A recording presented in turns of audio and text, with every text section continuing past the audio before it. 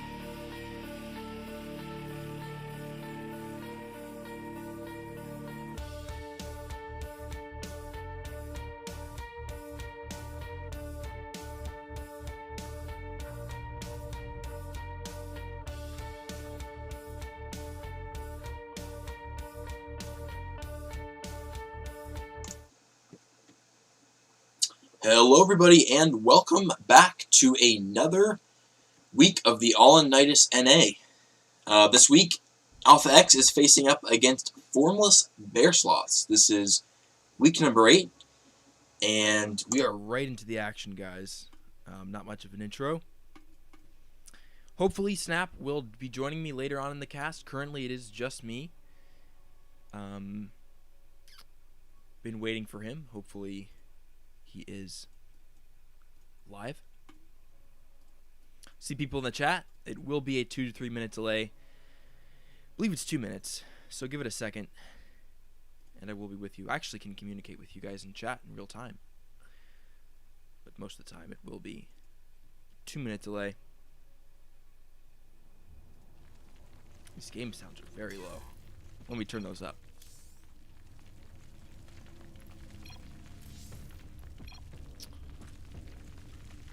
Okay, for our first game, in the bottom corner of Crystallizer, we do have the Blue Zerg.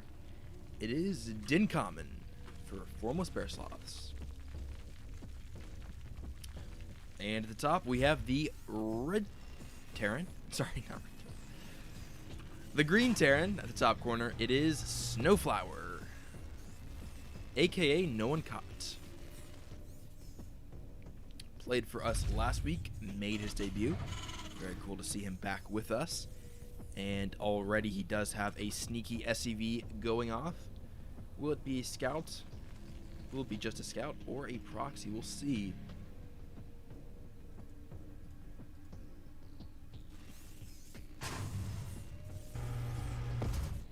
And it looks like just a scout.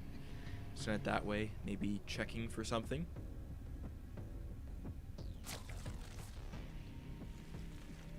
Crystallizer is our first map. In case anyone is watching who's not familiar, this is a custom map league, and it's going to be a best of 7 all kill. So there are 2 diamonds, 2 masters. Hold on, let me check to see if Snap is coming.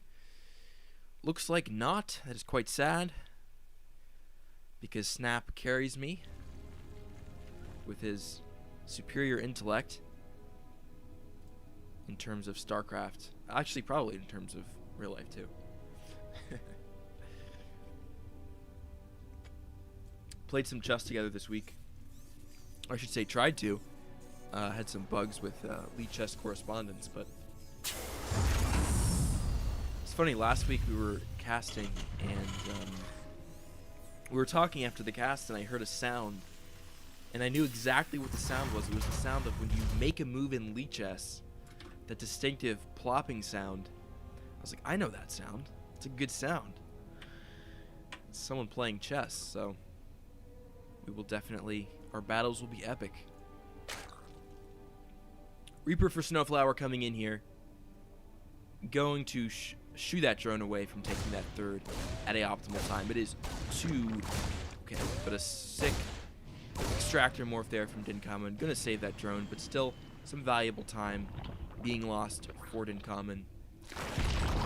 And this 3rd base is pretty far out there, so it is going to be difficult. Can he save the drone? Oh!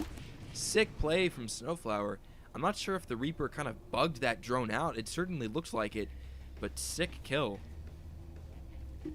This is top tier StarCraft, guys.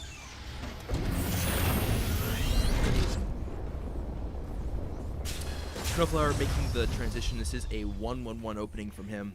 Gonna start the Hellions. 3rd base was established for Dincommon in a different location, so it is quite delayed. And the Reaper gonna get a creep tumor for his troubles. That's a nice pickup. So we'll have to wait for the mana on that queen to regen before he gets another tumor out. Did lose the Reaper though, so scouting information is now limited until the Hellions can get across there. Liberator being the first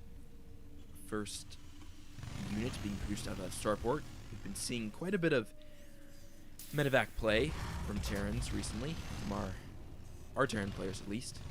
Going for a Widow Mine drop, Marine drop. But the Liberator will be a nice, has a potential to do quite a bit here. There are no spores out, and it looks like it is a Roach push for Dincommon. Now it is on 3 bases, so some sort of weird 2-base Roach push. But there's nothing out yet that can really combat if he goes full Roach all in, or most likely Ravager all in.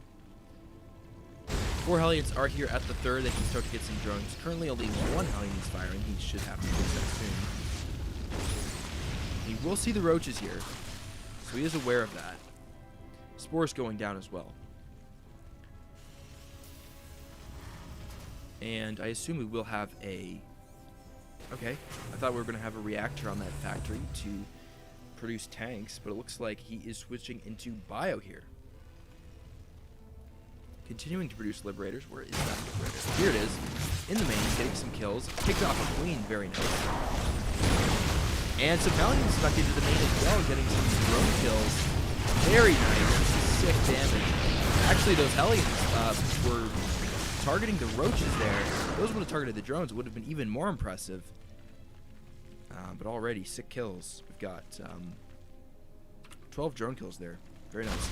And meanwhile, though, the Roaches are in the natural of Snowflower with no tank here, just Marines, and this will get very ugly. In fact, I think this is here.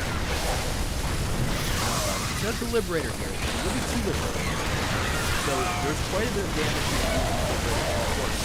This is not that there to push back relatively easily. Snowflower needs to just make sure that he does save the actual. This game did get weird. Needs to unseat those Liberators and get them onto the roaches here. These Liberators really can just secure this natural quite easily. There's no real reason for him to abandon that natural. Widowmine's coming out as well. Dincommon does have a worker and army supply lead, so he is definitely in an advantageous position. Although, thankfully, the drone kills earlier are nice. However, the SCVs lost. Actually, not as many SCVs were killed, but far less were produced than drones. So Snowflower is not in a great position here. We'll see if he eventually tries to go for a drop or any sort of more aggression with the Liberators and Widowmines. But as it is, his natural is quite secured. Dincommon's been droning up quite a bit here. He's up to 60 drones.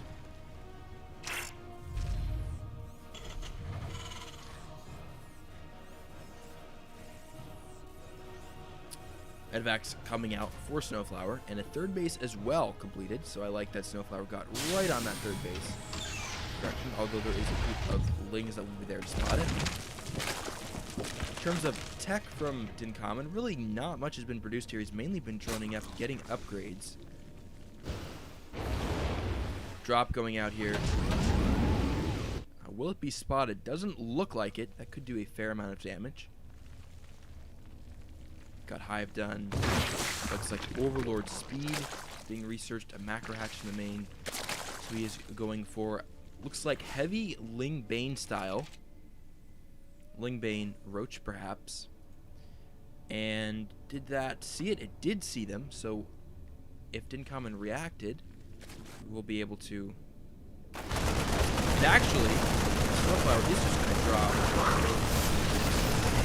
Marines and some Overlords and Lings. Subtron saying game sound too loud, can hear me. Okay, I will turn myself up a bit. I'll turn the game sounds down. There we go, turn them down a bit. I thought they were too low in the beginning.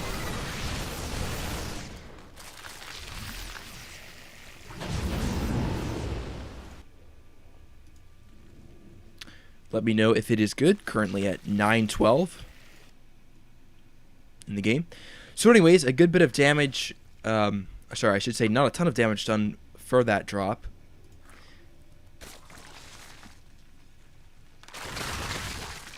Some Overlords killed, some Lings killed, but nice harassment from Snowflower. Snowflower really needs to prioritize getting his third up as quickly as possible because Dincommon is posturing to take his fourth, and his income is going to start to skyrocket if he gets that up. Snowflower picking up his drop, moving it away. Army supply is now in favor of Snowflower. And army supply and total supplies are about even. Also, Dincommon's army is mostly Lings and Banelings. So if the Banelings get a good connection, then it can go very well for him. But if a lot of Lings are caught out in the map, his army can get shredded quite quickly. Here we go. This army is now mostly Lings, not too many Banes, and Snowflower is pushing us back. We've got 10 Mutas about to pop out here, so they are going to be here to combat this. The only anti-air he has here is Marines, and this is not looking good for Snowflower. A lot of Banelings exploded on the Marines, and there's not too many Marines. All the tanks were cleaned up, but the Marines are still here fighting as well as the Liberators, so maybe he can continue this push into the third. A couple Overlords going down here, very nicely done. I thought the Dincommon was going to overwhelm him here, but it looks like he didn't have quite enough Banelings to pull it off. And this third's going to go down.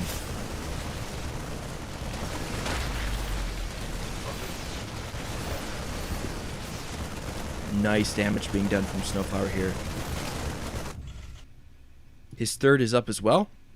He needs to get that operational as soon as possible. And Dincommon certainly not out of it, as he does have a healthy third mining. And he can bounce back. The army supply is not looking good for him, though. I would like to see Snowflower posture to take a fourth behind this as well. And get 2-2 started up as soon as possible. 1-1 is complete for Snowflower.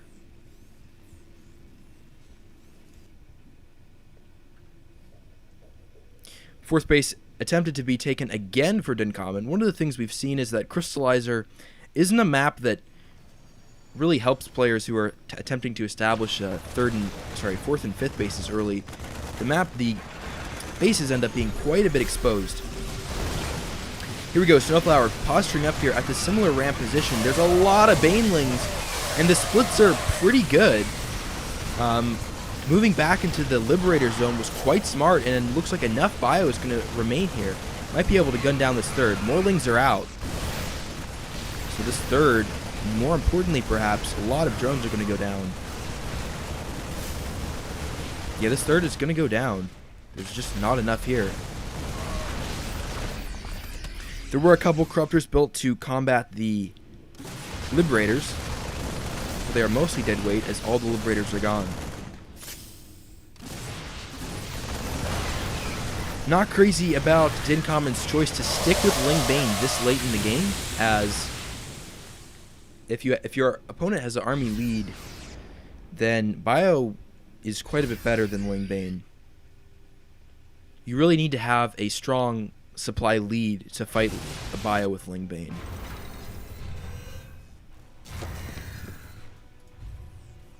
Still no fourth from Snowflower.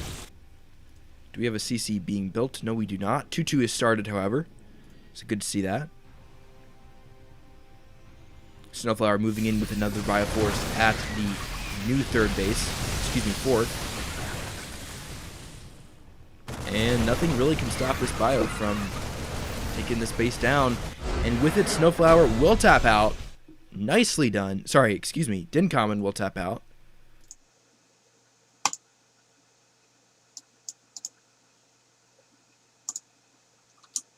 Hey, Kozin, good to see you. Thanks for stopping in. And Samacron, thank you for the voice check. Okay, Snap just messaged me that he is here.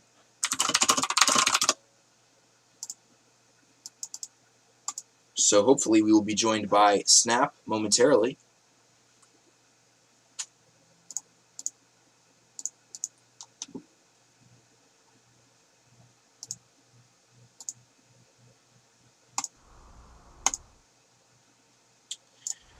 Okay.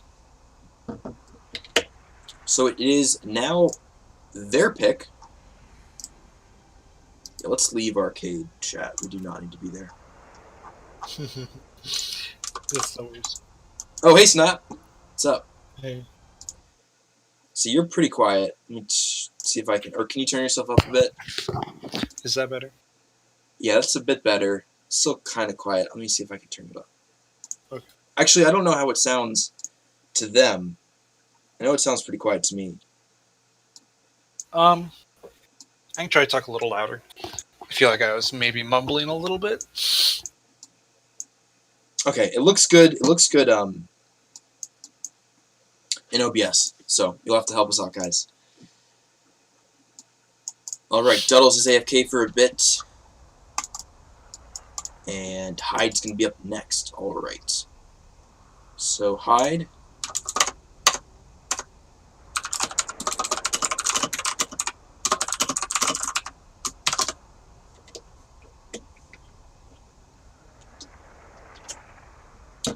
Waiting on a map pick from him, and of course it will be Snowflower up again. Yeah, good job, Snowflower. Nice win. Wasn't sure. He did hold off a roach push timing, which was nice. 2 Liberators saved him. If it was Ravagers, I think would have been GG. That's pretty lit. Fantastic. Nice job, Snowflower. I'm proud of you. I'm looking at the schedule right now to figure out what map was first. Crystallizer was first. Sweet. Okay.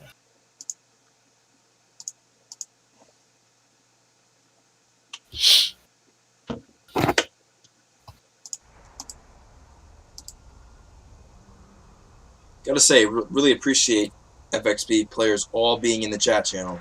Really appreciate it. Yeah, that's pretty cool.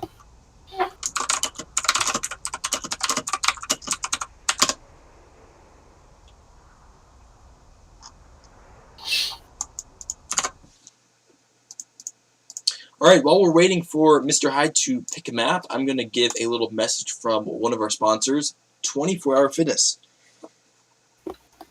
24 Hour Fitness has locations all around the world, and events like this would not be possible without their support. Memberships for 24 Hour Fitness can give you access to either just one club or to all 436 locations nationwide. I think I said globally. I'm pretty sure it's nationwide. If you want to achieve fitness goals and attain a dream body, which I don't know about you, Snap, but I definitely want to, 24 Hour Fitness will help you accomplish that. Check them out, guys. They do support esports and specifically us, and really appreciate it. So give them your love. I sure do want a dream bod. Yes, I know. I just ate at Waffle House, and I feel disgusting. I just had Sherry's, and I feel pretty great, but it's not good for me. I love breakfast food.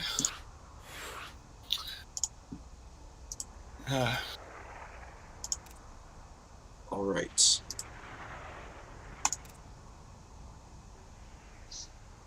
Snowflower is coming. Monument is going to be our second.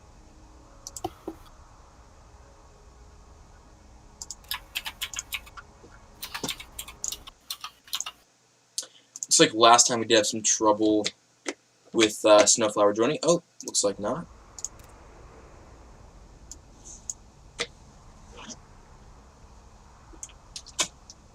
Just check the MMRs real quick, and it looks like Mr. Hyde is 3.7 and no one caught, aka Snowflower, is 3.7 as well, so pretty evenly matched. Both players are ready. We are going to get into this game. You ready, Snap? Oh, I should say ready. Oh, you want ref? Yes, you want please. that power? I do. I'm a dirty little power.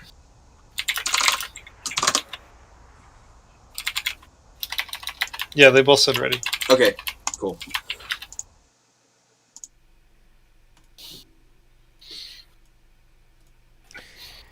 All right, TVP on Monument. Cool.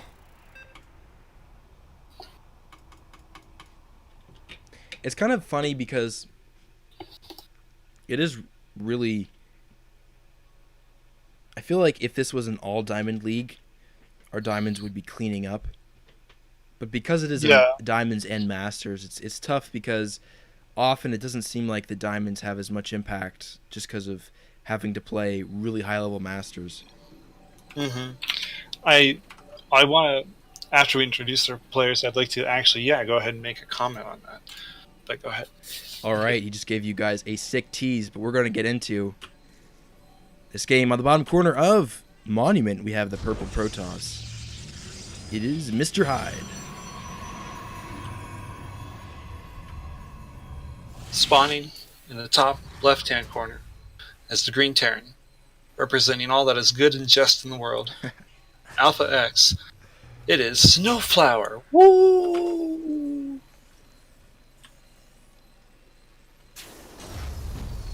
Yeah, we're the greatest. Go us. Go the opponent too. We can't have good games without good opponents. Yeah. Go Formless Bear Sloths.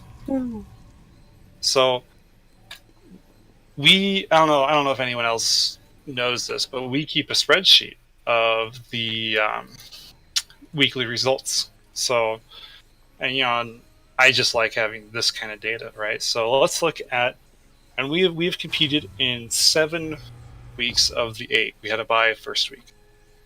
First week, Sniper 2 kills, got the first 2 kills of the diamonds.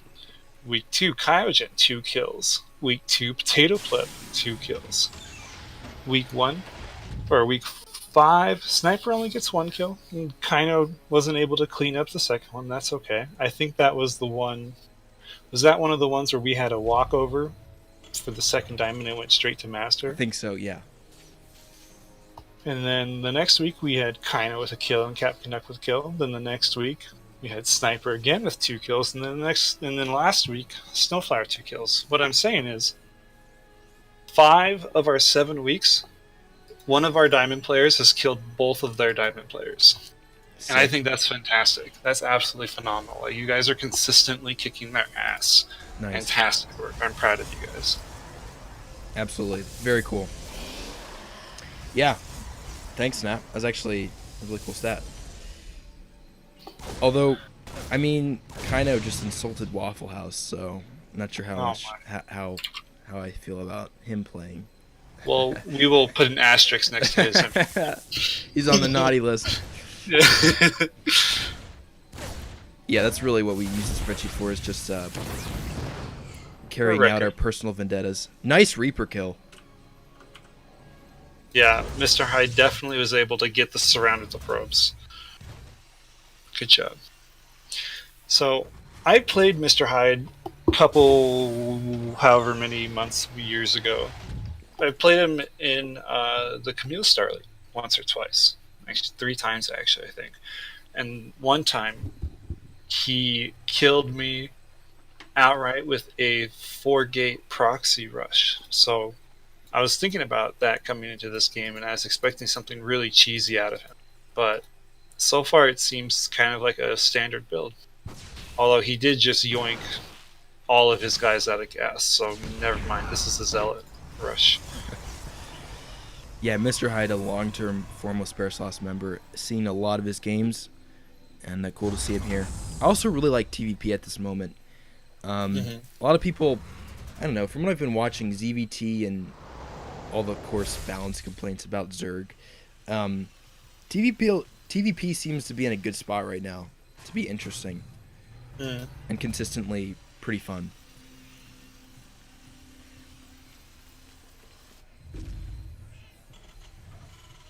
Looks like the opening for Snowflower. Looks like we're going to get a drop of sorts. So he gets his reactor out. Is that actually the 2-1-1 I see? That's kind of interesting. It looks like it, so we'll see. But we've got a pretty good stim timing and drop. Yeah, he's doing Marauders, which is interesting. A nice mix-up. As opposed to just 16 Marines. But he has to identify that this is a 7-8 gate, however many gate Zealot charge all in. And he has to identify that, and he needs to be having bunkers going down. He needs to have siege tank production immediately. He has the tech lab on the factory, but we'll see if he goes straight to siege tanks. I hope he does. Yeah, needs to get siege tanks out right away. Combat shields started as well. Oh man, and the worst thing that can happen right now is happening. They're gonna fly. He's gonna fly past the entire army of Mr. Hyde, the Warp Prism, and everything, and he's not gonna know until it's too late. He's started a 3rd command center. This is not going to go well. I'm really concerned. Now it looks like actually Snowflower dropping his Marines outside of the 3rd, and looks like he's going to try to stem in. Not sure why he's doing that. What do you think are the chances that Mr. Hyde recalls here? Very, very high. So like, even though he's in a killing position himself, this 2 medevac drop right now with no defense is going to kill every single probe he has. He doesn't have any single thing at home. Mr. Hyde's going to snipe the Nexus. I'd love to see him go to the main. There's a siege tank up, but the Warp Prism is warping in on the high ground. The Zealots are going to clean up the siege tank if they can get to it, but it looks like the repair is strong enough and the producing units for Snowflower keep him alive. He's got to repair the siege tank. In the main base of Mr. Hyde, the drop is cleaned up. Actually, it's returning home. He feels like he's done enough Oh, damage. please repair. Oh, he could have repaired that tank. He could have. His repair micro is slipping, and now there's no fighting units, and the SCVs are just standing. The medevacs Really? are boosting back, however. Yeah, SCVs but like need to run away. yeah, he doesn't need to just have the SCVs standing here. I really wonder what he was looking at. Brutal. Well, this Bioforce here can clean this up, but he's going to lose all of his SCVs.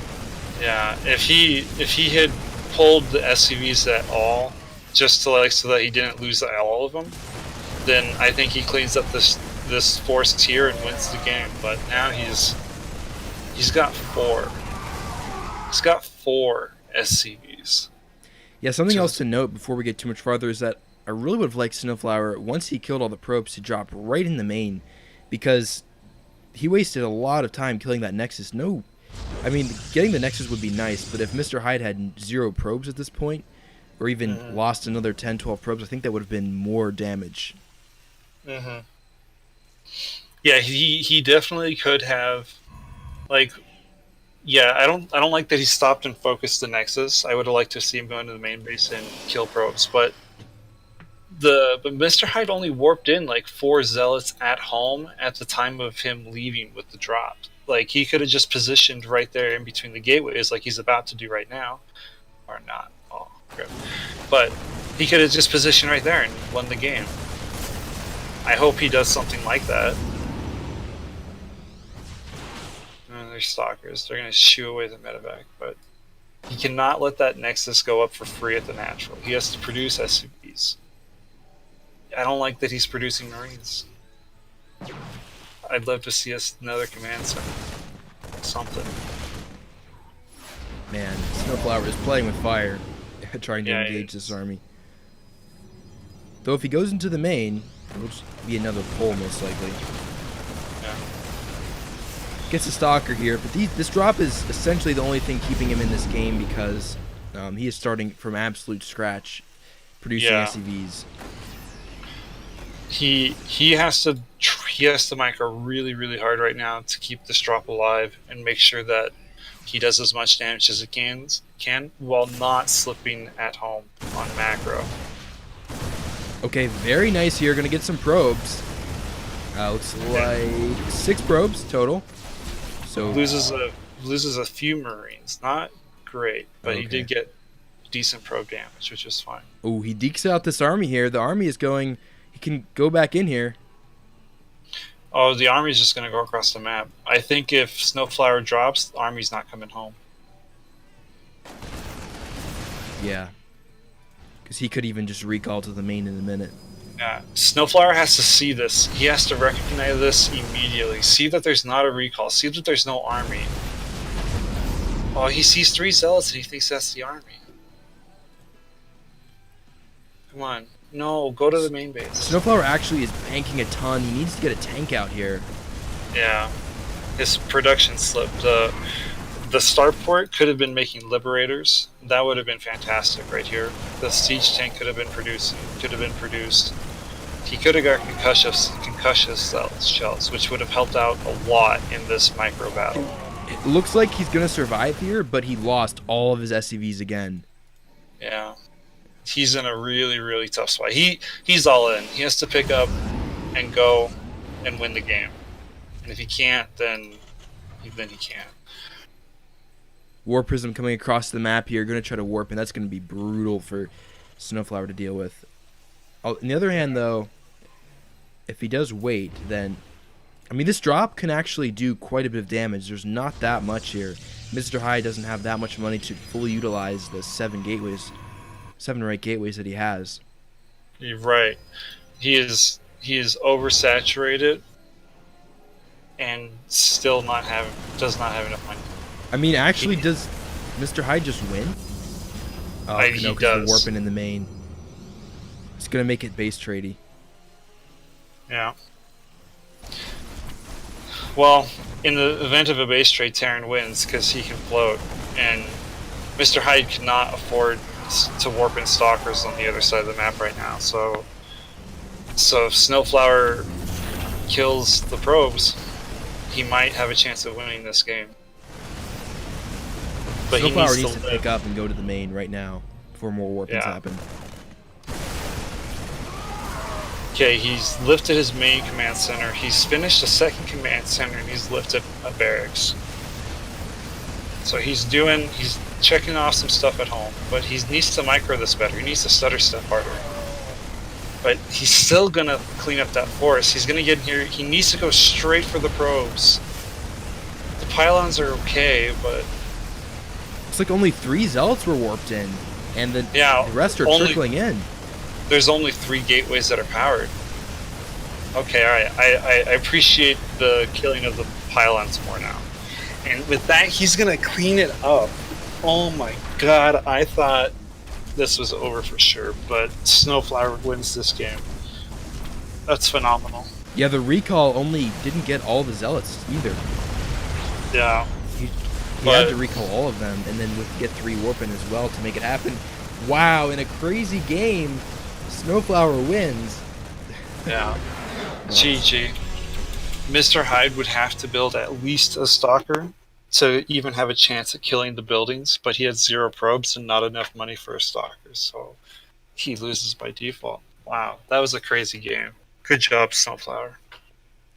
Yeah, very strong, and it looks like, again, our first diamond player is going to get a 2-0 kill over the opponent's diamonds. Very nicely played, guys. Very cool.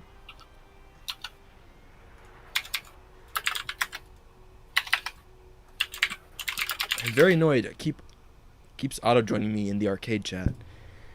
Oh, there's a setting that you can do to prevent that from happening. Gotta look that up.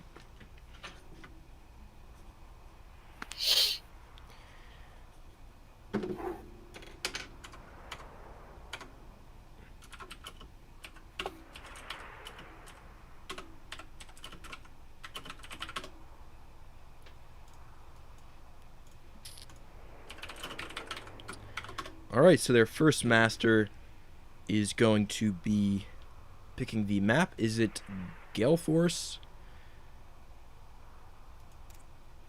Who is a Master 3. And yes, it will. Cool. Alright, so Gale Force is a 4.6k Master. So I feel pretty good about our Master's chances and our Diamond's chances.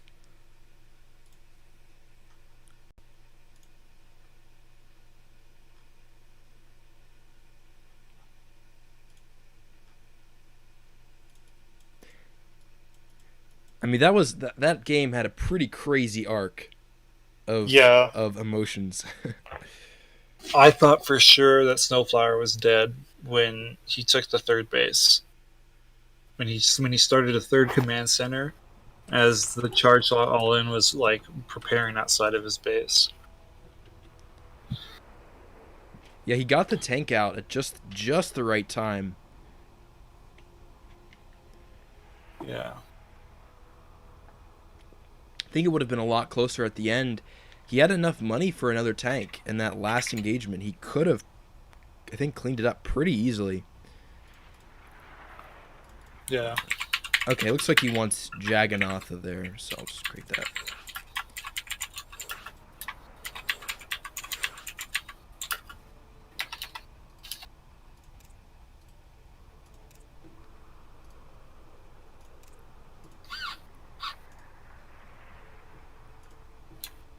Did I give you an invite? There we go. Cool.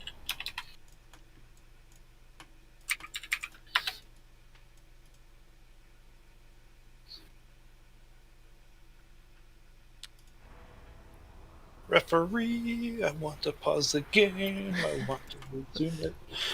Sure. Okay, Gale Force left.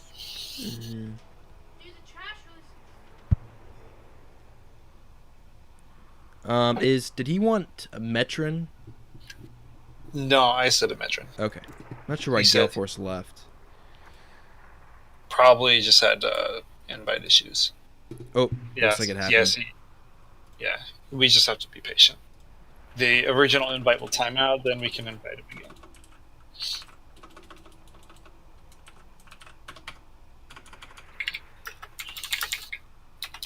Cool, he's here.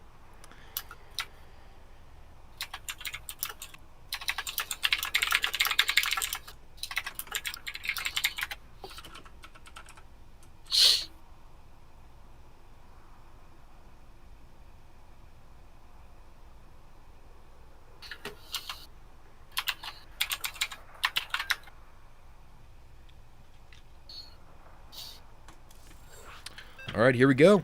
Game number 3. All right. All right. Another TVP. Cool. I like it. I'm excited. I hope we get to see I hope we get to see Snowflower scout a little better and not run face first into a charge while all in. Yeah. I mean, I guess he used all of his mana on his orbitals on simply mules and didn't get any. Yeah. Well, losing the Reaper on the very first pass of the base, not ideal. So he needs to do a little better about keeping the Reaper alive so that he can get follow-up scouting information. For sure. All right, in the bottom corner of Jagannatha, the purple Protoss, it is Gale Force representing Formless Bear Saws. And spawning in the top right-hand corner, representing Alpha X, it is the Green Terran, up 2 kills in a row right now. It is Snowflower! Such an intimidating name. Yes. It's cool. I hear the enemies shaking their boots at the very sound of Snowflower. I actually like sort of StarCraft names that are sort of non-typical. I guess non-aggressive. Yeah. Slayer's Boxer. Just Slayers is a clan name. Like that's so like early 2000s. I love it. Yeah. Ooh, will the probe get in here? Yes, he will. Oh, duh, of course. I wasn't sure if the SCV was going to throw out another depot and then raise at the same time. Yeah. Some people prefer to do that. I don't think it's really that valuable at this point unless you're like ultra cheesing. But if you're doing like normal, then like it's not worth because it interrupts your build and there's nothing that he's going to see that's going to tell him what you're doing anyways. You're just doing the opener. It's true.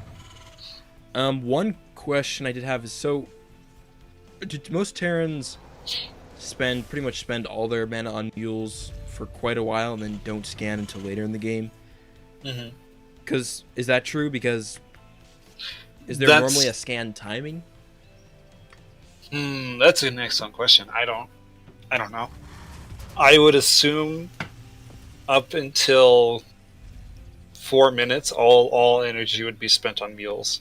At 4 minutes, I could see a scan going down because 4 minutes, so like 3 minutes and 30 seconds is when I have to build a blind spore crawler against an oracle opener against Protoss. So I would assume that for Terran and for even Protoss as well, that there are similar, like, okay, at these times you need to be aware that this could be a thing.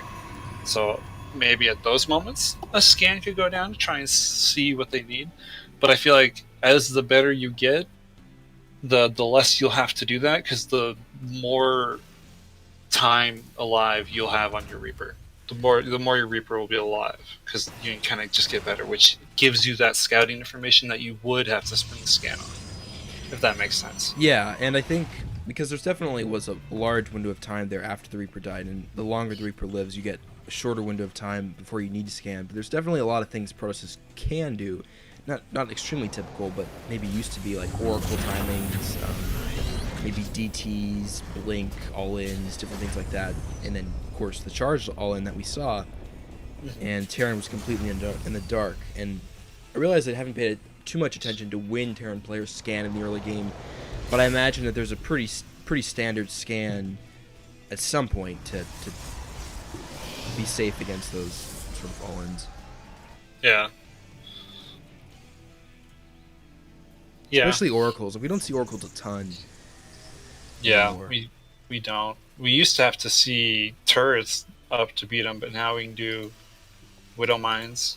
Reacted Widow Mines will take care of an Oracle opener. One in each mineral line. Libs do okay. Vikings do really good. Yeah. I mean, Widow Mines, though, the range of the Widow Mine, an Oracle can outrange like the Geyser and the 2 patches, right? That is true. That is true. The thing I always see players do though is like burrow the Widow Mine behind the Geyser, or underneath one of the spot where one of the SCVs mine, like in that pocket of the 3 mineral patches. Oh, I see. Yeah. So like you just got to do sneaky shit like that. You got to hide it, and then once you know like the Protoss thinks it's safe to fly in, and then the Widow Mine kills it. Woo, we did it. This is an interesting thing happening from Gale Force. Looks like he's chronoing out a Colossus, and is that Warp Gate speed? Sorry. That is Warp Prism Prism speed. So that's going to go out at the same moment as these Hellions come in, and I think the Warp Prism is going to come back to defend. Because that is a tremendous amount of Hellions doing worker damage. Oh my god. All the probes 50. stacked, 17 probes down, and he's going to get away with 3 Hellions for free. That is awesome. Fantastic work. He even got the indecision out of Gale Force to bring the Warp Prism back initially and then send it across the map anyways. Because Gale Force realized, oh shit, I've taken too much damage to not go across the map. But he's not going to get as much. I mean, Snowflower doing a really good job keeping all of his stuff away. Like, the Marines would die in an instant if he tried to kill the Warp Prism right now. But now that he can get something to distract the Colossus and the siege tanks to make it painful for Protoss to drop the Colossus, he's doing an excellent job at defending this so far. I'm honestly impressed. Yeah, almost 6 SCVs have gone down, and those 2 tanks are in a fantastic position. Yeah, they're defending most of the main base. I'd love to see him drop the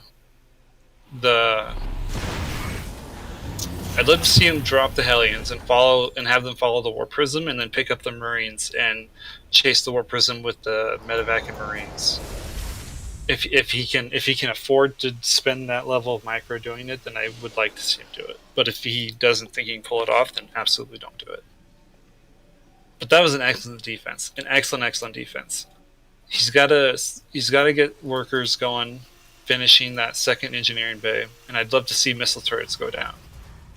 Oh, he has a Raven. Oh, so if Gale Force tries to come in again with that shit, then he's just going to disable the Warp Prism and kill the Colossus. Or just disable the Colossus and kill the Warp Prism. Yeah. Looks like the army supply is at an advantage for Gale Force. He's going to push across the map. He already has 3 Colossuses out.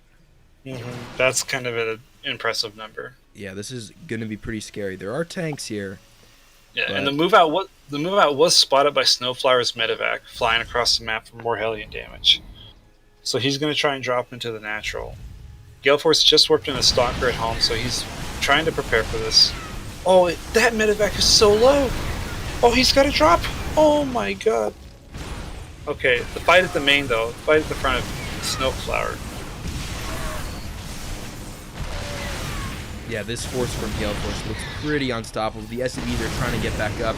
The one tank standing at the high ground got gunned down. I don't think there's anything that can stop 3 Colossus at this stage. Yeah. The Vikings down, the Cyclones dead. GG's called. Gale Force takes first map for his team. Good job, Gale Force.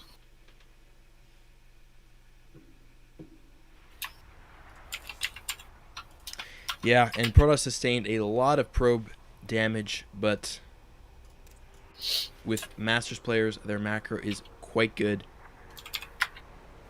And the follow-up all-in push is pretty strong. Three Colossus after losing like 17 probes. Like, shoot, like he had to have like a very tight budget to get that one out. I want to know what he had to skip to get all 3 Colossus out. Yeah, one thing I was thinking is, I wonder if, because I don't think there were any observers there, if he could have had some forward mines that got some nice hits on the Colossus and Gateway Clump. That would have been nice as well. They were all kind of in the back.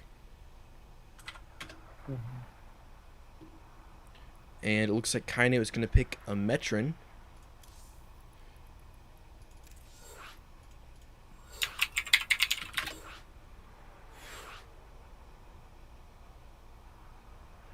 Oh, are you doing it? Oh shit, my bad.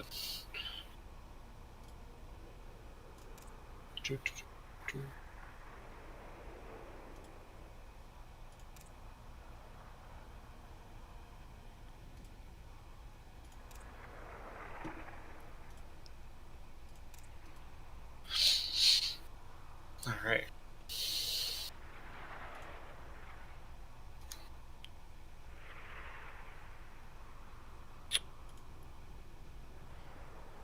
He's Kaino, so we will have yet another PVT. Oh, and it looks like Gale Force might be having the timeout issue. We'll invite him again. Let's see what happens. Yeah, if so, when you invite him and it immediately says that he declined the lobby invitation, then kind of just wait 1 minute. Yeah. And then.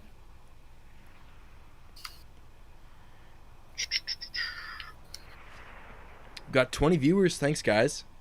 We're Yeah. the only thing on Alpha X TV right now. Ooh. The show's all us, boys. Okay, so let's see. Give him an invite. Oh, and just did it again. Shoot.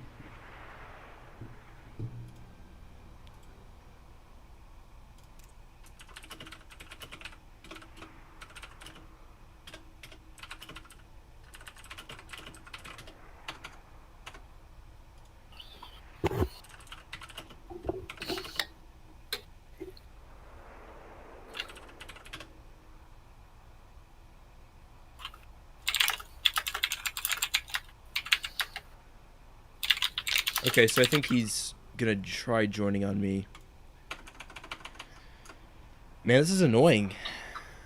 Seems to be worse. It literally happens every single time I do a custom game, so I've gotten pretty used to it. Yeah, is that something they've ever addressed? Not that I know of. I'd like to see if they know about it. I assume that they would. I don't ever submit a report because, like, do they? It's not something that I could like identify for them as a bug. Like, I don't know what causes it. Everything causes it. So I don't know how to help them. Yeah. Well, okay. It's weird because it doesn't seem to. It seems to happen so sporadically. All right, so we got them in. I wonder if it's better if people join via. So why can't I invite you to game? Oh, because I made my own lobby. I went to. We have a lobby up. And see, now I just clicked join game, and now we're here. And give me referee. Woo, we did it.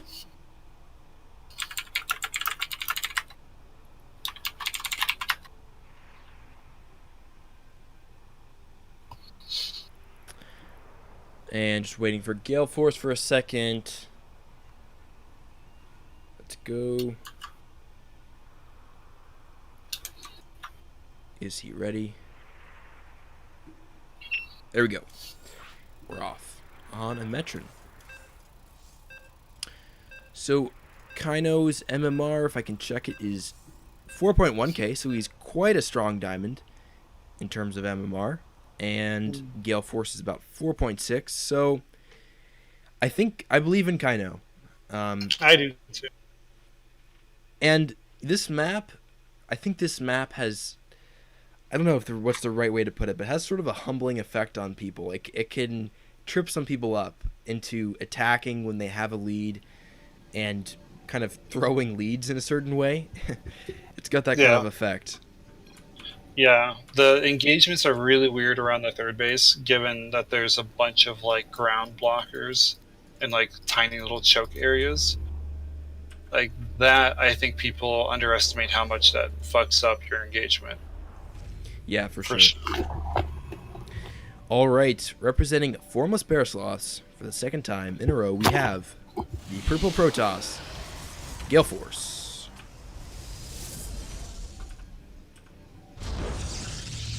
And spawning in the top right-hand corner, in the map of Metron representing Alpha X, it is Kaino.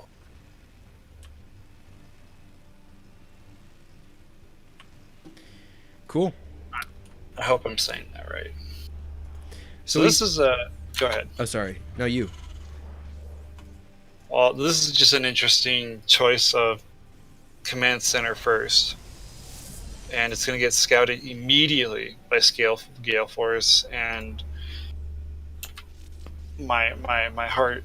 I'm shaking in my boots. My heart is worried. Yeah, that is quite greedy. But I like the boldness. It might have been better to do on a different map. That was not quite so close distances. Uh-huh.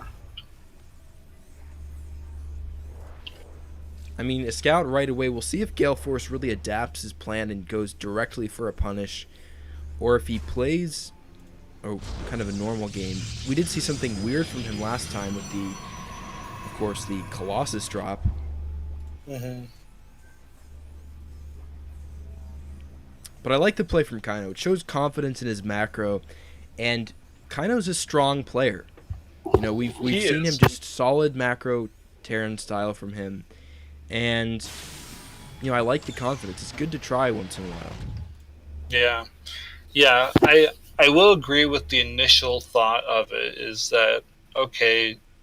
I'm gonna do the greediest thing I can to try and get the best economic advantage I have, because there's quite the possibility that this person might be better than me at macro. So getting that advantage is kind of important. I really like that thought, and I really like that decision. But you're right, it was on an interesting choice of map, given that it's a very short rush distance. But that seems like a very big map kind of build. And we do see a bunker immediately here. Now, one thing I will say, I was just thinking about it. Remember we talked about that third base choke area. If he can get a tank up quickly or something defensive in this area, it can be quite strong. So that's a nice choke to have in this position.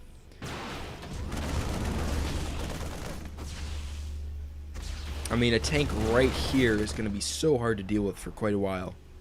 Yeah, it will be.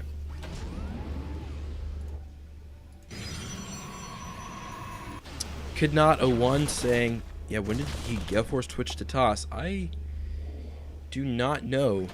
I have not seen you in a super long time, Kid Not. Good to see you. It's an old name. And it looks like we have a commitment into bio here for Kaino, getting a second reactor and eBay up as well. I would like to have seen the add-on placements switched with the reactor in front and the tech lab in back, because he's going to research Stim with that, and there's a very real possibility that Stim gets sniped. Good point. +1 started for Kaino though right away, and Gale Force going for Blink here. So we'll see if he tries to put on some pressure. I don't think there's going to be a ton he can do here, as the first Cyclone's going to be coming out.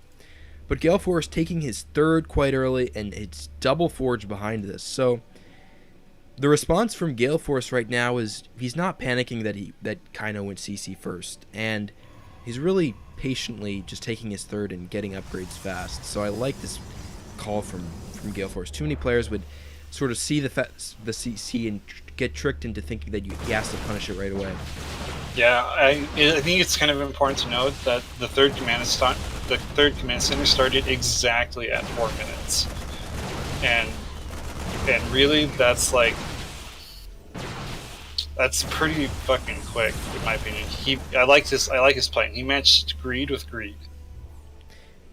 Yeah. And the Cyclone is up here. There's a lot of SEVs having to repair that stem. It's so important that he doesn't lose that. He has. Oh, He that has Cyclone got out ahead of himself there. Oh my Yeah, goodness. he did do a really good job by getting the stalker kill that he did. Oh, but he left Dang. the. Oh no! Oh, it was so close to being done. And now jumping. Well, good game, kind of. Yeah, in retrospect, I think he should have rushed to tank there. Yeah. I don't think he. There's a lot that could have been changed, but good game. It was it was an excellent choice of strategy in my opinion. Maybe not executed 100%. That's okay. But yeah, Oh, shoot. I forgot to don't tell me. message Swagger that he is up. Ooh. Let's see. He should be. He is online.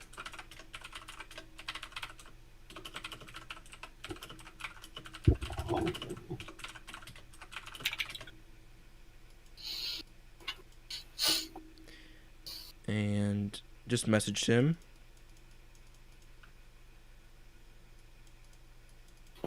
He is coming online now. He will have map pick as well.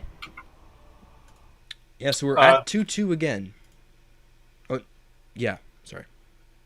No, you're good. Just let him know that the 3 maps available are Extraction, Tesla Station, and Lotus. Thank you. Let's go Rack City for the follow as well.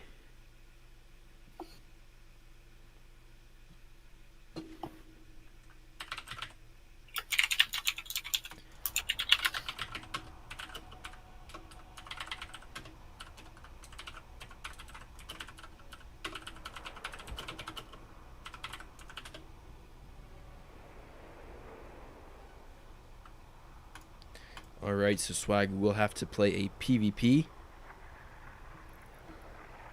See what map he picks. Swagger was up to play last week, but Ravage clinched the Masters with 2 wins, and Swagger was not needed. Well done, Ravage. Or Ravage? Yeah, Ravage.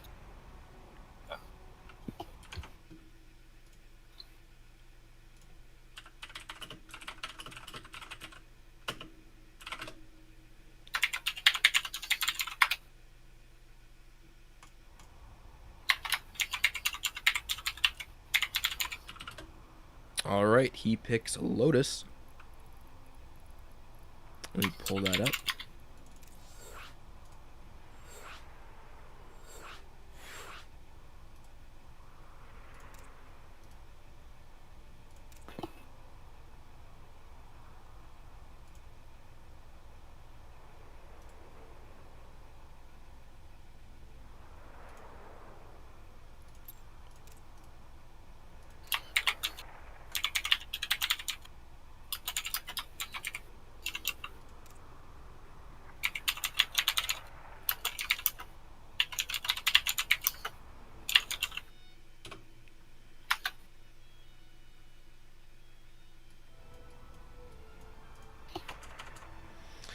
Alright, cool. We've got a PvP locked in.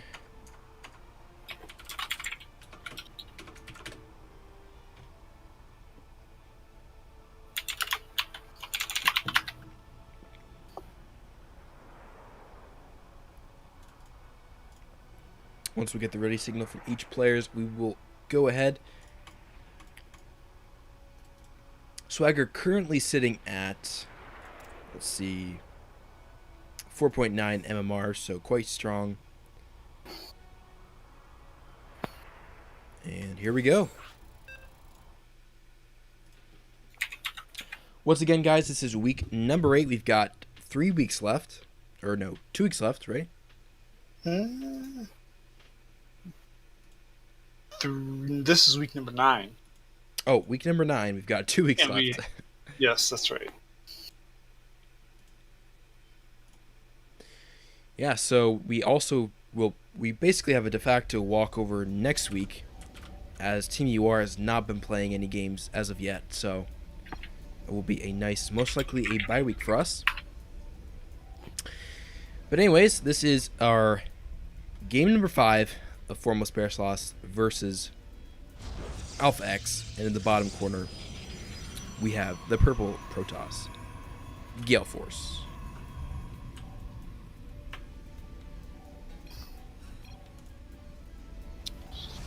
And spawning in the top right-hand corner, a little chatty. It is the orange Protoss player representing FxB, Swag Hard, with the unicorn icon. I love it. Yes, Swagger, always a fun, chatty guy. That's cool. Is that looks like looks like a knight and in chess, and then also the Team Liquid icon and the unicorn combined. It's pretty cool. Yeah, I like that. I think you're pretty accurate on that one. Team Liquid, I think Team Liquid based it off of a chess piece knight as well. Oh, that's right. That's good. I did not see that. I'm not 100% sure on that, but that's my guess. But yeah, and then it's got the little added unicorn. I love it. So we have a PvP. So far, mirrored builds. 2 gateway, 1 cyber, 2 gateway, 1 cyber. They even have matching probes on gas.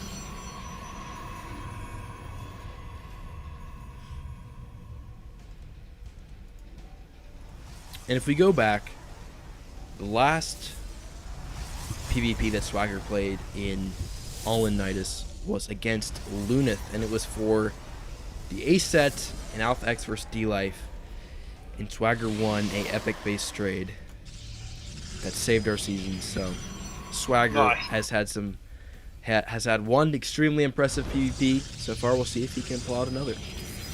Yeah. Both players going for Stalker Sentry too. That's really interesting. I usually see double Adept or double Stalker, but Stalker Sentry from both players is kind of neat. So neither player has opted for a choice of tech building that I can see. The Cyber Core is finished, and it has been finished for a little while. I feel like that breaks the rules of PvP as I know them, where as soon as the cyber is done, you rush your tech building. But they're the experts. Well, this is very interesting. Swagger's Nexus is a decent amount faster than Gale Force's. There's something to note there. Yeah. Yeah, that is really important. You know, I think the Sentry has become a lot more common just because, of course, the rushed hallucinated unit gets a full scout right away. As soon as the robotics facility goes down for Gale Force. That's nice. And actually, Gale Force's first hallucinated Phoenix is going to scout basically into nowhere. Just going to check for maybe some proxies, but I don't know why they would be up there. So that's going to be, unfortunately, that hallucination's going to die before it sees anything. He saw the completion of the Nexus, which is really important to know just how much quicker it was. But he definitely did that thing where he thought the opponent was on the opposite corner of the map. That's what I'm imagining. Oh, right. That makes sense.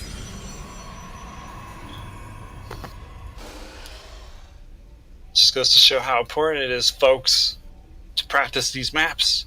For sure. Yes, and looks like Gale Force went Twilight Council right away, whereas Swagger went for a quicker Forge. And throwing his Twilight Council down now, so going to get his +1 up quite a bit faster. Yep. Yeah, his Twilight's going to be significantly later. His Robo's way later, too. There's already an Immortal out, and the Robo is working on a second one before Swagger's Robo is done. That's going to be huge. What I find really, really interesting, though, is that Gale Force has opted for Adepts, Glaive Adept upgrades out of the Twilight Council. So he's going to be rushing out Immortals, and he knows that Swagger scouted his Robo. So I imagine that Swagger is preparing for a lot of Immortals, and Immortals and Stalkers are both armored, so I feel like the same unit would do good against them.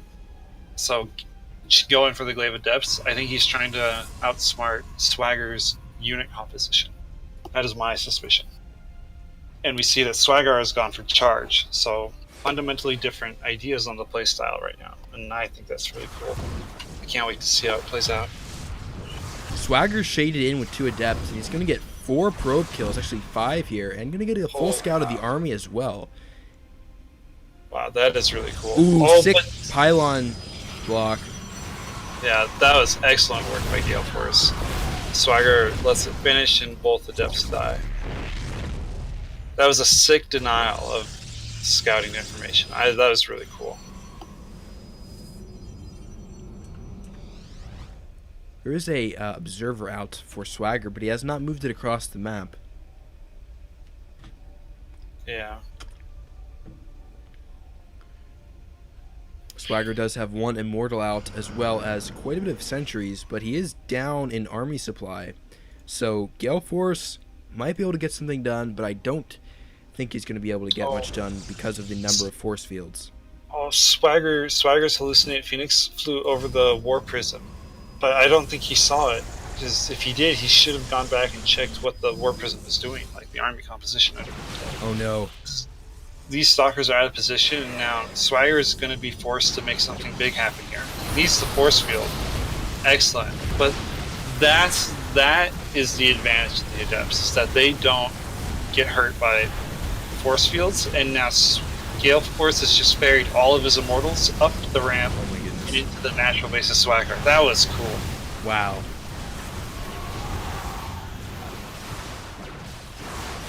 Yeah, this might just be GG for Swagger. His gates were late in coming online. Yeah, and he got charges and upgrade, but there's not a single Zealot. There wasn't a single Zealot present for that fight. There's Zealots now, but he's skipping them altogether, warping in an Archon.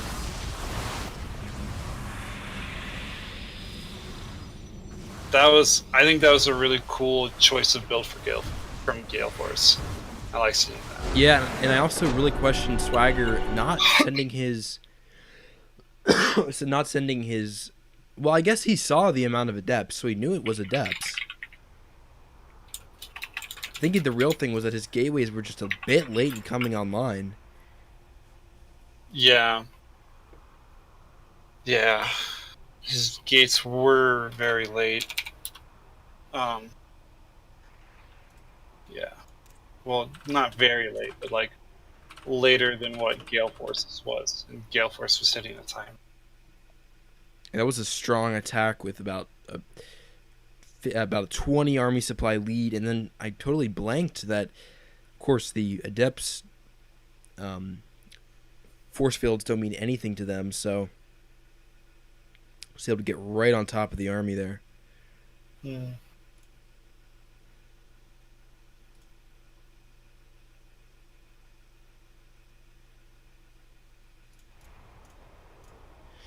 Alright, so it's all in the hands of Ravage now. He is online. I let him know which maps were available. I told him that he is up, so...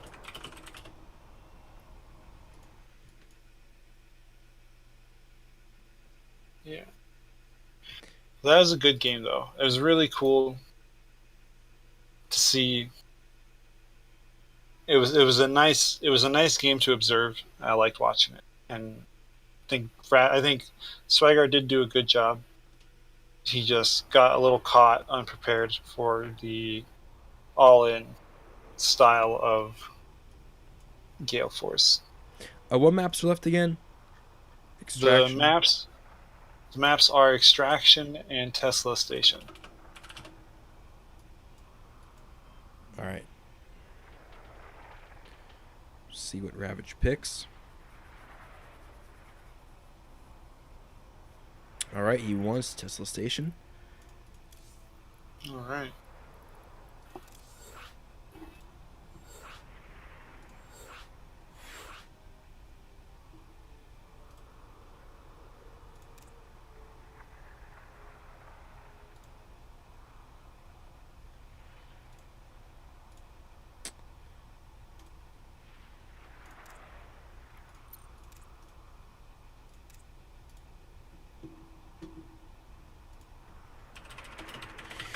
All right, Ravage is our ace player. I am very confident in him.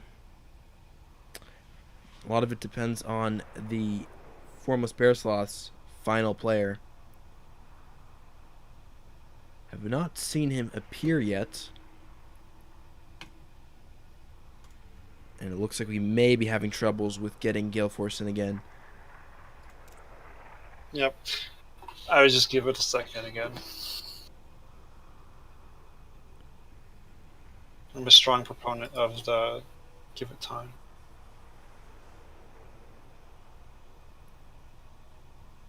You think just leave remake?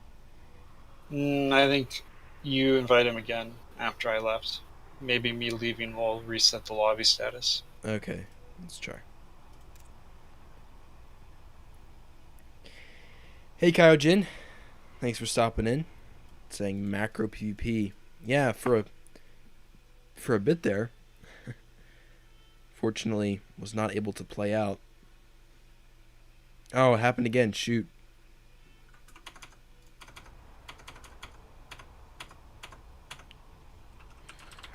I'll just remake real quick.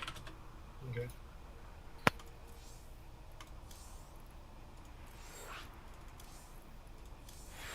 I think if you make the lobby and you should only invite one person at a time. That just literally happened after I. Fuck. That's annoying.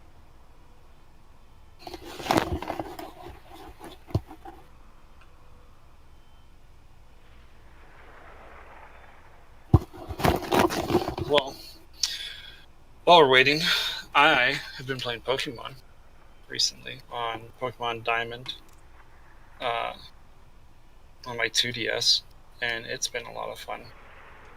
I played Pokemon Ultra Moon a while, but it didn't feel like Pokemon, you know. But like I'm kind of really like it was 3 dimensional and it like it was still Pokemon, but like it was 3 dimensional and like the atmosphere and the look was just a little different, and it was good. I enjoyed it, but I'm playing Diamond again, where it's back to the 2D guy who walks around, and that's pretty cool. I'm really enjoying it again. Cool. Man, I have not played the Pokemon on the DS in so long. Yeah. You think it's Wait, what's the most recent one? Sword and Shield? Sword and Shield, yes. Played Kind of that want a little to. bit. I want to play it, but I don't have a Switch. My roommate has a Switch, but I don't have a Switch. I would like to try and play it. All right, we'll see if Gale Force can get it on this time. If not, maybe try you making it. Okay. Just give that a try. Yep. This is super annoying. Yeah. I feel like this used to not be a thing, and then they did the menu change. They did like a menu patch, and like it totally broke lobbies. Yeah, this is super annoying. All right, so you create. We'll see if that works. Okay.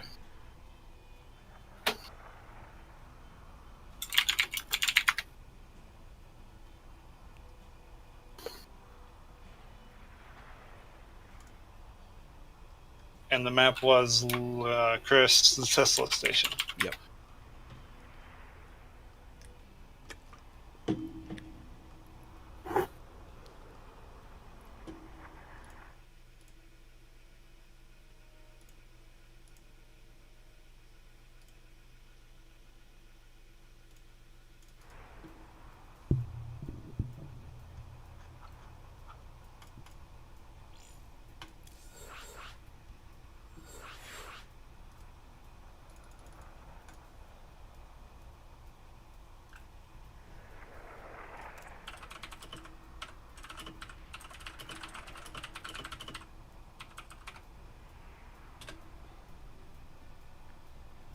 All right, Ravage is in. Can we get Gale Force? Looks like it worked. Because it didn't say he elected not to join the lobby immediately upon inviting him. So he should show up as pending in a couple seconds, and then he should accept. Oh my goodness. Ugh. They What is really had this? me in the first half.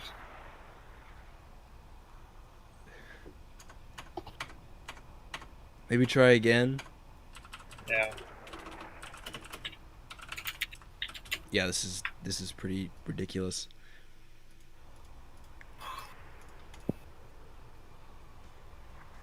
Wait, did you just do it again?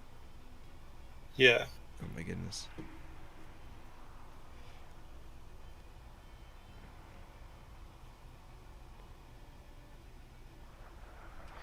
Yeah, he'll just try relogging. That's a good plan.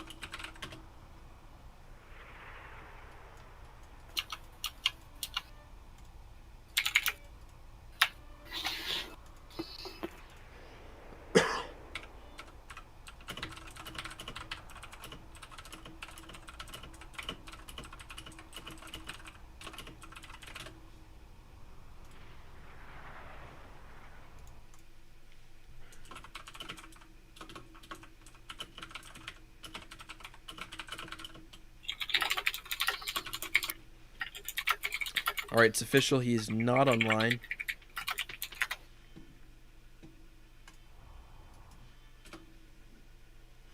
Cool. Give him a little Twitch message. Oh, yes, he's there. We did it. Finally happened.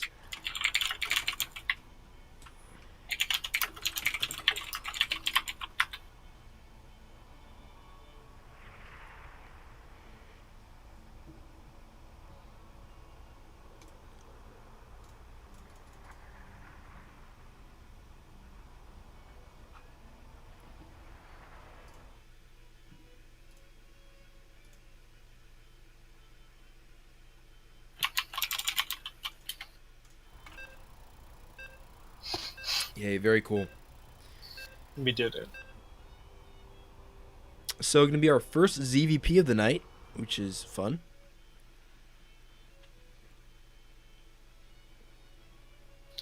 Oh, yeah. Ravage is Zerg. Yeah. Let's go. Show me the way, Ravage. It's interesting because I've been hearing a lot of people talk about how they don't feel like ZVP is particularly balanced. Really? And especially, I just saw the recent Oracle nerf, which is interesting. The proposed one? Yeah. Yeah. Well, we'll talk about it in a minute. In the bottom Yeah. corner of Tesla Station, we have the final player for Alpha X. It is the Green Zerg Ravage.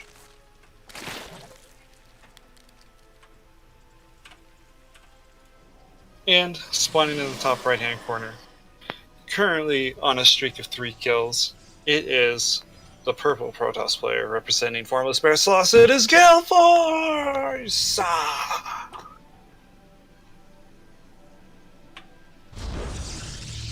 Excellent.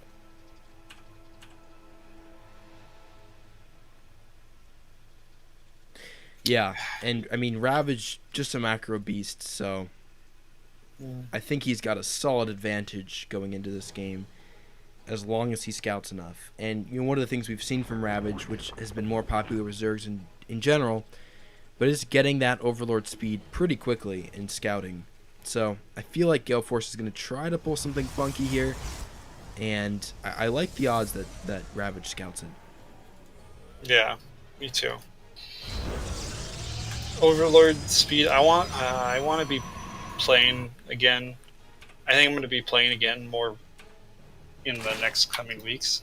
So I can't wait to try out the Overlord speed buff for myself. But like, yeah, it's just been really cool seeing that incorporated into a lot of builds. Cause like, I liked it a lot back in the Heart of Swarm, and then early on in Legacy of the Void when we had it, when people were getting it very early, and I liked it. I liked it a lot. I liked having the vision, the knowledge. So it's very, very cool. A very cool upgrade.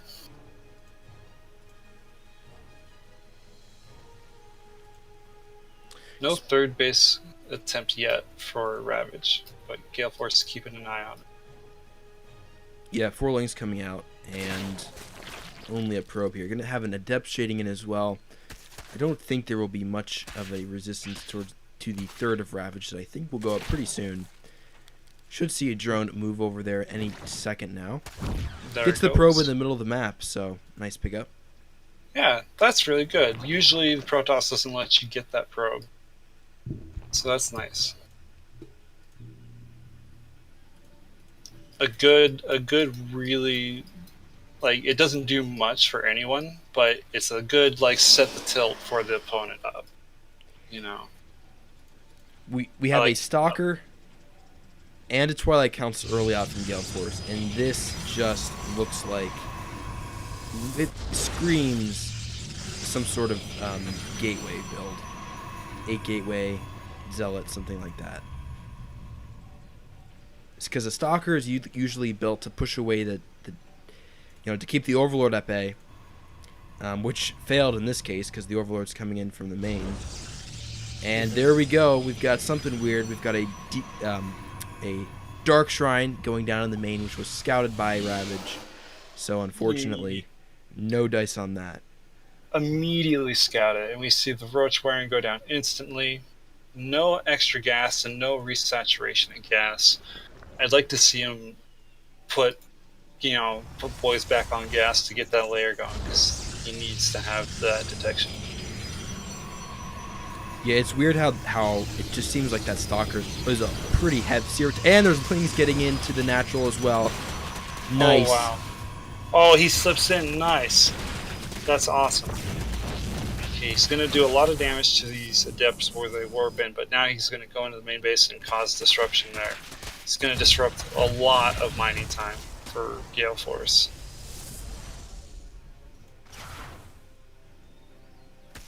Yeah, this DT drop, or maybe Archon drop, perhaps, is going to be really disrupted. Yeah, I suspect strongly that Gale Force is going to skip the DT part of it altogether and go straight to Archons to try and do, more damage, because it's not going to be a surprise. He knows that there's going to be detection. So, and he just lost a bunch of mining time and a couple probes. So, the build is slowed down. So I do think that we'll see him go for straight to Archons. Yeah, Ravage built a couple extra Lings there to see if he could get some damage, but now he's just building Roaches and got his lair on the way as well. He should be very well prepared for this drop. A lot of drones being produced, though. Yeah, I would like to see Roaches. Well, he already has 6 Roaches, so he's good against the Archons. Roach speed is on the way. Third base being droned up. 5 more drones. 4 more Roaches. Good. Archons are now at the perimeter. They are spotted on creep. Killed a tumor that was advancing. small victory there.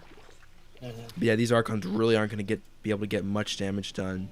And Ravage is now a base up with really no damage done. In fact, Ravage was the one with economical damage. So the Archon drop, definitely a failure here. And I think Gale Force will try to get a third up. There we go. Third being thrown down. He needs to be able to hold a third pretty quickly if he wants to stay in this game. Yeah. Ravage got to see the third base go down. He knows it's there. Overlord's still flying over the main base of Gale Force, so there's no possibility for a hidden tech in the main. It will be interesting to see the future tech of Ravage. We've seen some interesting ones from him, like Roach Bane, which isn't really a thing that much in ZVP. Well, he did it last time, and it looks like that might be what he's going for again. He's got a lot of Lings on the protection tab and the Baneling Nest down as well. So it looks like he might be doing this again.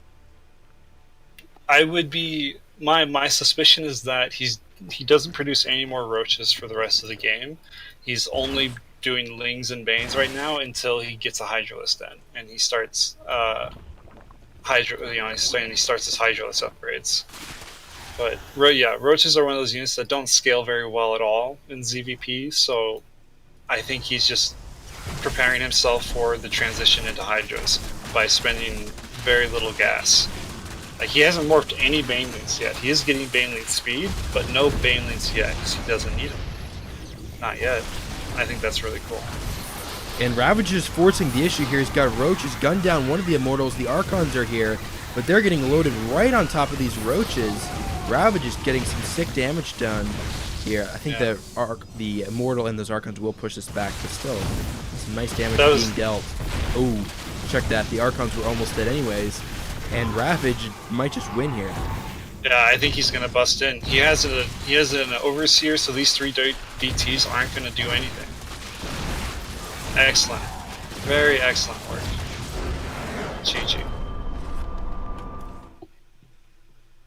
Well played, Ravage. Gonna take it to 3-3, the ace match.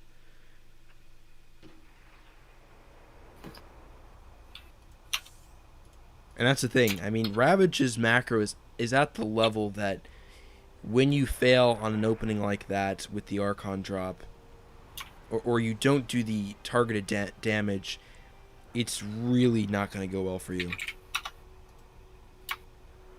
And in fact, what I would say, 9 times out of 10, Ravage will destroy you. Yeah. Looks like the last map is... Extraction, right? Yeah, that's right. I was trying to remember. Extraction. Team Liquid Map Contest. Official version. Create lobby. Has this been the ace match? I think this has been the ace match quite a number of times. Trumpet versus Ravage? Or this map? This map. Oh. Definitely was for the Swagger game, and I think it was last week.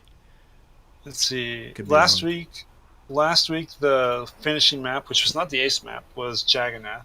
The week before that, the finishing match was Jagannath, not ace. Week 6, Extraction was the ace map. And I only have data up to week 5 and 4. I didn't get the first 3 weeks.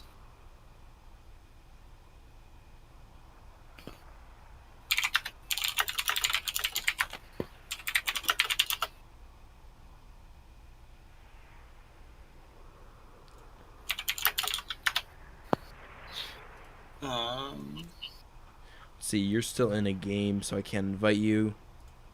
Oh, I invited Trumpet. Oh. And you... Yeah, he's in my lobby. Oh, sure. Let me just... Sorry. Have it.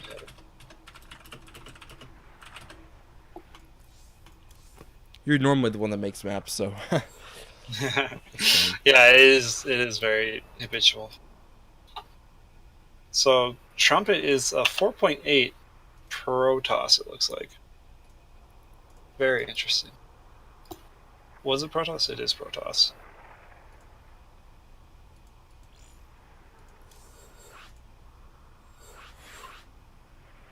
Okie dokie.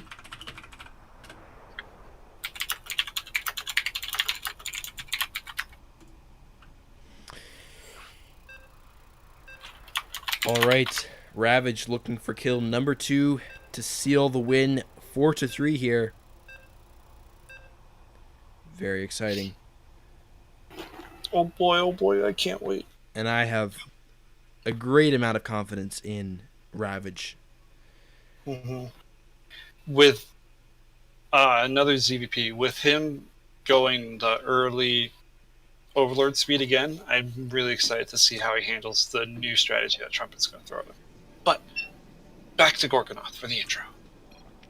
In the top corner of Extraction, the ace player for Formless Bear Sloths, it is Trumpet.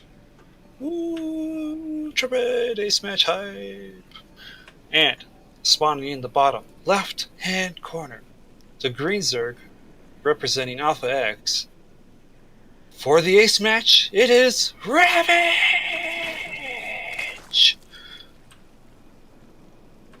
Yay.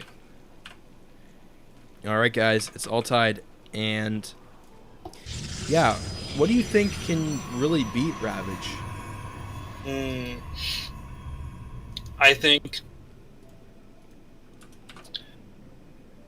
the style that he has adopted with the early Overlord speed really gives him advantage against early timings and pressures, like a 2-base all-in or a 3-base timing push with the follow-up for the kill.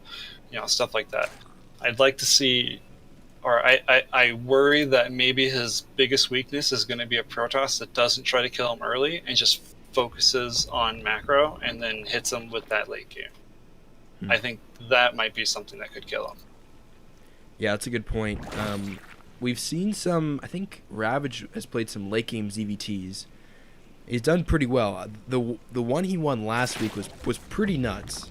The ZVT was quite long.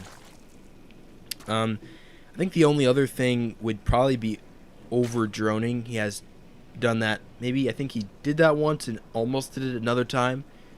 There's a fine line, and I think as long as he doesn't get too overconfident, that would be the main problem. But I think straight up macro or Ravage's mechanics are certainly at a very high level. So he's not going to get caught off guard because of the Overlord speed, and I think his mechanics are going to be quite strong against someone of Trumpet's MMR.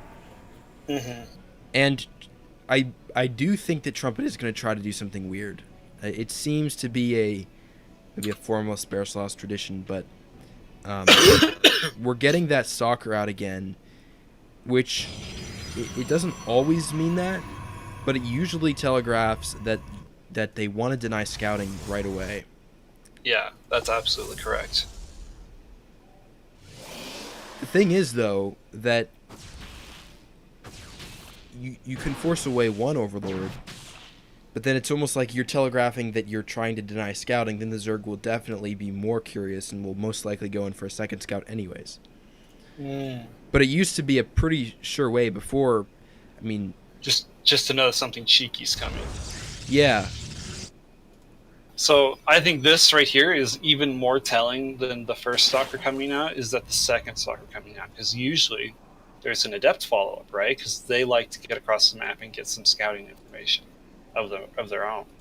So what this tells me is, yeah, Trumpet doesn't give a shit what Ravage is doing. He has a plan in mind already, and he's going to execute it, whether or not Ravage is doing something aggressive.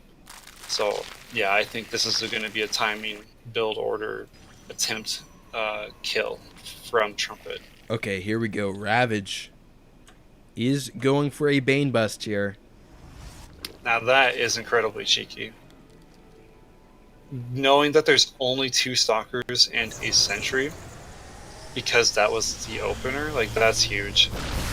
And the Sentry doesn't get the force field down, and that, oh my god. The Sentry didn't get the force field down. The Banelings and the Lings get in 5, 10, 11 probes dead already. The Ling's in the wall. There's no stopping this. There's no follow-up wall on the main base ramp. Trumpet's going to try and wall the main base, but our Lings get to the main base and stop the wall from going up. Oh man, fantastic. This was an excellent strategy executed by Ravage. The Immortal here will maybe save the main probes for a minute, but yeah, Ravage has this game in the bag. Just going to flood Lings across. He's taking care of the wall at the natural base, so there's never going to be a moment where Trumpet doesn't have to worry about Lings being in his base. The forward Banes morphing as Trumpet taps out. Just incredible play, Ravage. Ravage just ate Trumpet's opening for breakfast. Yeah, GG. Well played. Fantastic move by Ravage. Very, very strong. Great, guys. Another win. That's 4 wins in a row. So proud of you guys. We did it. Amazing. All right, before we go, I actually want to give a quick message to one of our sponsors. And we have an important message. GameStop, this special message is brought to you by GameStop. Call of Duty Modern Warfare launches on October 25th. That is in 5 days. Visit the pre-order page on GameStop.com to get the exclusive Dark Edition, which comes with the night goggles and in-game items. Visit the link, that's GameStop.com, by completing the GameStop Modern Warfare quest, and you will be get the exclusive Dark Edition if you pre-order the game. Alright guys, so be sure to check that out. GameStop is one of our sponsors for tonight for Alpha X. It's really cool that they're on board, and they always give power to the players. Thank you, GameStop. Alright guys, it's been a great evening watching our team win again. Snap, you have any final words before we put this one in the books? I just want to say thank you for all you guys coming out, making this possible, playing these games. I want to say an additional thank you to the sponsors for participating in StarCraft esports at the amateur level. And that's fantastic, and I just appreciate all you guys. Thank you so much. Yeah, also one last appreciation. Thank you to all the Foremost Bear Sauce players for showing up, being on time, getting in games, being helpful as well. Really appreciate that, and it was a good match. Good sportsmanship all around. So, thank you for playing. Alright, hope everyone has a great week. We will most likely not be playing next week, so we'll probably be 2 weeks before we see you guys again. But we have a very strong chance of getting into the playoffs with this win. We are currently 5-3, which is a pretty strong record, and I very much like our chances. Yeah. Alright guys, have a great night. See you guys next time. Have a fun Halloween as well, or Mischief Night. If you know what that is and participate in it, then have fun as well. Take it easy, guys.